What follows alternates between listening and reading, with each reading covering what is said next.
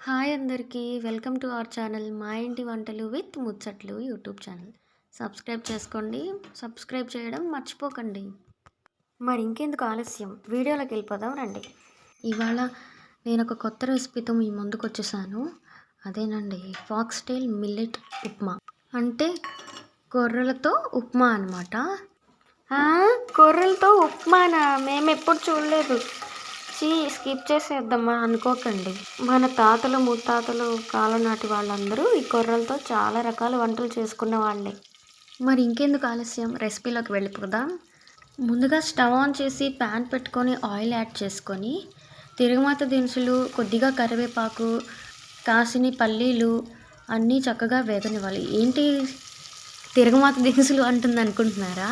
ఆవాలు, అదేనండి ఆవాలు, జీలకర్ర, పచ్చెనపప్పు, సాయి పెసరపప్పు ఇవన్నీ కొద్దిసేపు వేగిన తర్వాత సన్నగా తరిగి పెట్టుకున్న అల్లం ముక్కలు యాడ్ చేసుకోవాలి. ఆ తర్వాత 2 పచ్చిమిరప మధ్యలోకి కోసుకుని యాడ్ చేసుకోవాలి. 2 పెద్ద సైజు ఉల్లిపాయలు తరిగినవి యాడ్ చేసుకోవాలి. ఆ తర్వాత పసుపు అండి, చిటికెడు పసుపు యాడ్ చేసుకోవాలి. చిటికెడు ఏంటి స్పూన్తో వేయలేదు అనుకుంటున్నారేమో, చిటికెడు అంటే చిటికెడుతో వేసి చూపించాను. ఆ తర్వాత ఒక చిన్న సైజు క్యారెట్, చిన్న సైజు పొటాటో సన్నగా తరుగుకొని అవి కూడా యాడ్ చేసేసుకోవాలి. కొద్దిసేపు తిప్పుకొని శుభ్రంగా కలిగి పెట్టుకోవాలి.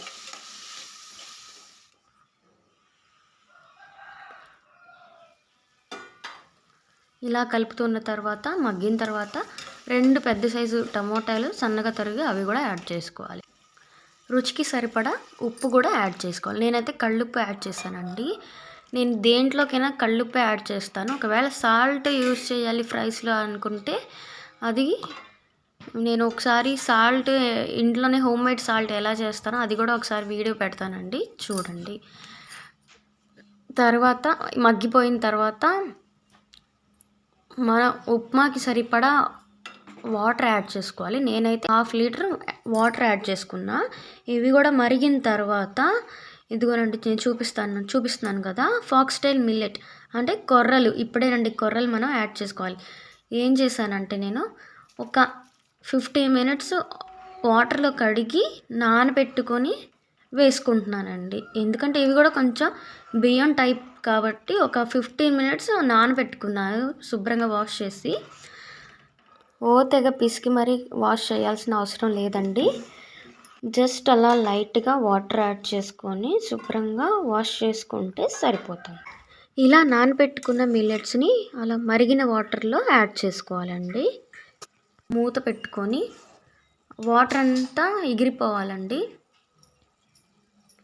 నేను చూపిస్తున్నాను కదా, అలా మూత పెట్టుకొని ఇదిగోనండి వాటర్ అన్నీ మరిగిపోయినాయి.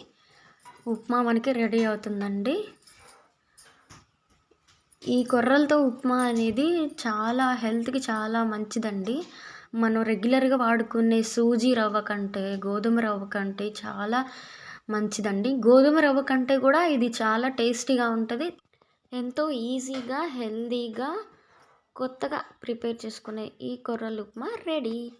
టేస్ట్ అయితే అల్టిమేట్గా ఉందండి. ప్లీజ్ సబ్స్క్రైబ్ చేసుకోండి. ఇలాంటి మంచి మంచి వీడియోస్ నేను ఇంకా చేయడానికి నాకు కొంచెం హెల్ప్ అవుతుంది. Bye bye.